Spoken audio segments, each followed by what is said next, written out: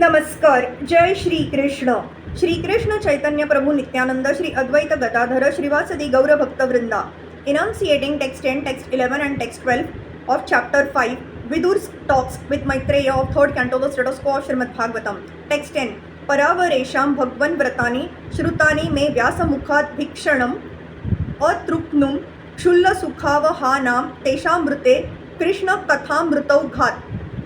O my Lord, I have repeatedly heard about these higher and lower statuses of human society from the mouth of Vyasdev, and I am quite satiated with all these lesser subject matters and their happiness. They have not satisfied me with the nectar of topics about Krishna. Because people are very much interested in hearing social and historical representations, Srila Vyasdev has compiled many books such as the Puranas and Mahabharata. These books are reading matter for the mass of people, and they were compiled with a view to reviving their God consciousness now forgotten in the conditional life of material existence. The real purpose of such literatures is not so much to present topics of historical references, but to revive the people's sense of God consciousness. For example, Mahabharata is the history of the battle of Kurukshetra, and common people read it because it is full of topics regarding the social, political and economic problems of human society. But factually, the most important part of Mahabharata is Bhagavad Gita, which is automatically taught to readers along with the historical narrations of the battle of Kurukshetra. Vidur explained to Maitreya his position of being fully satisfied with the knowledge of mundane social and political topics and having no more interest in them. He was anxious to hear transcendental topics regarding Lord Sri Krishna because there were insufficient topics directly concerning Krishna in the Puranas, Mahabharata, etc. He was not satisfied and wanted to know more about Krishna. Krishna Katha or topics regarding Krishna are transcendental, and there is no satiation in hearing such topics. Bhagavad Gita is important on account of its being Krishna Katha or speeches delivered by Lord Krishna. The story of the battle of Kurukshetra may be interesting for the mass of people, but to a person like Vidur, who is highly advanced in devotional service, only Krishna Katha and that which is dovetailed with Krishna Katha is interesting. Vidur wanted to hear of everything from Maitreya, and so he inquired from him, but he desired that all the topics be in relationship with Krishna.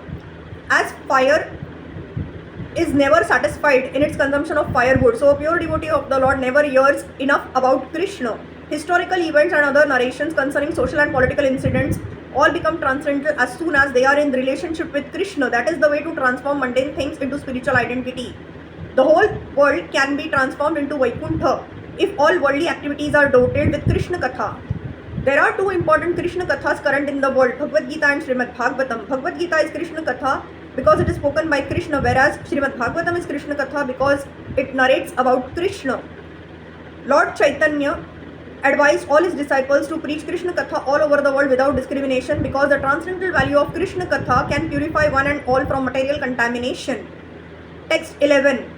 Kastrupnu yat tirthapado abhidhanat satreshu vah suribhiridyamanat yah karnanadim purushasya yato bhavapradam geharatim chinnatti. Who in human society can be satisfied without hearing sufficient talk of the Lord, whose lotus feet are the sum total of all places of pilgrimage, and who is worshipped by great sages and devotees? Such topics can cut off one's bondage to family affection simply by entering the holes of one's ears. Krishna Katha is so powerful that simply by entering into a person's ear, it can at once give deliverance from the bondage of family affection. Family affection is the illusory manifestation of the external energy, and it is the only impetus for all mundane activities. As long as there is mundane activity and the mind is absorbed in such engagement, one has to undergo the repetition of birth and death in the current material science. People are most influenced by the mode of ignorance, and some are influenced by the passionate mode of material nature, and under the spell of these two modes, a living being is actuated by the material conception of life. The mundane qualities does not allow a living entity to understand his real position. The qualities of both ignorance and passion strongly bind one to the illusory bodily conception of the self. The best among the fools who are thus deluded are those who engage in altruistic activities under the spell of the material mode of passion. Bhagavad Gita, which is direct Krishna Katha, gives humanity the elementary lesson that the body is perishable and the consciousness which is spread throughout the body is imperishable. The conscious being, the imperishable self, is eternally existent and cannot be killed under any circumstances, even after the dissolution of the body. Anyone who misunderstands the perishable body to be the self and who works for it in the name of sociology, politics, philanthropy, altruism, nationalism, or internationalism under the false plea of the bodily conception of life is certainly a fool and does not know the implications of reality and unreality. Some of them are above the modes of ignorance and passion and are situated in the mode of goodness, but mundane goodness is always contaminated by tinges of ignorance and passion. Mundane goodness can enlighten one that the body and the self are different, and one in goodness is concerned with the self and not the body. But due to being contaminated, those in mundane goodness cannot understand the real nature of the self as a person. Their impersonal conception of the self as distinct from the body keeps them in the mode of goodness within material nature, and unless they are attracted by Krishna Katha, they will never be liberated from the bondage of material existence. Krishna Katha is the only remedy for all people of the world because it can situate one in pure consciousness of the self and liberate one from material bondage. To preach Krishna Katha all over the world, as recommended by Lord Chaitanya, is the greatest missionary activity, and all sensible men and women of the world may join in this great movement started by Lord Chaitanya. Text 12. Munir Vivakshura Bhagavad Gunanam Sakhapi te Bharat Maha Krishnah Yasmin Drudam Gramya Sukhanu Vadaira Matir Gruhitanu Hareha Kathayam. Your friend, the great sage Krishna Dvaipayan Vyas, has already described the transcendental pastimes of the Lord in his great work, the Mahabharata.